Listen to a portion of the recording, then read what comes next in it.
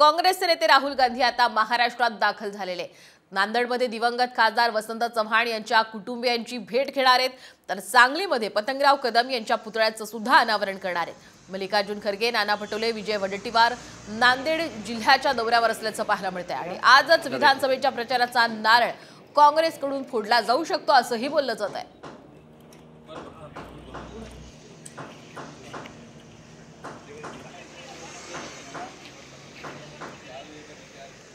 काँग्रेसचे नेते राहुल गांधी आता महाराष्ट्रात दाखल झालेले नांदेडमध्ये दिवंगत खासदार वसंत चव्हाण यांच्या कुटुंबियांची भेट घेणार आहेत तर सांगलीमध्ये पतंगराव कदम यांच्या पुतळ्याचं सुद्धा अनावरण करणार आहेत। मल्लिकार्जुन खरगे, नाना पटोले, विजय वडेट्टीवार नांदेड जिल्ह्याच्या दौऱ्यावर असल्याचं पाहायला मिळतंय आणि आजच विधानसभेच्या प्रचाराचा नारळ काँग्रेसकडून फोडला जाऊ शकतो असंही बोललं जात आहे।